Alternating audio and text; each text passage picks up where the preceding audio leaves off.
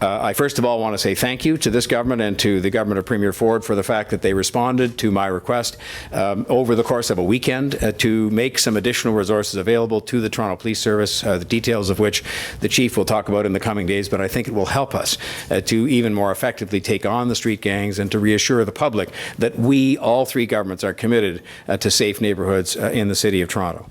I reminded the Prime Minister of my strong and long-standing advocacy, not just on stricter gun control, but also on the need to have stronger, more respected laws in areas like bail and sentencing for gun crimes, and the paramount need. And this was a point where I said to him that we have much more to do and that, quite frankly, I'm not satisfied with what has been done to date, the need to invest in kids and families and neighbourhoods. These are areas where there remains much to be done.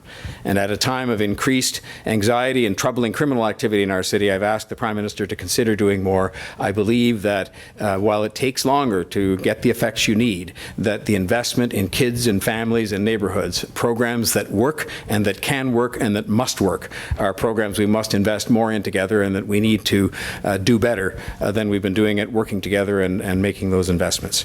We have to address the root causes of gun violence and get much tougher with criminals who often laugh at things, literally laugh at things like bail and sentencing practices, both the laws and the way in which they're implemented. People are expecting us to do more together. Recent shootings have underscored the need for common sense firearms policy. Too many families have had loved ones taken away. We need action. But Mayor Tory and I agree that we can't simply arrest our way out of this problem. That's why our government has invested money to prevent cross-border smuggling of illegal guns. We've also given money to the province to prevent and reduce gun and gang violence.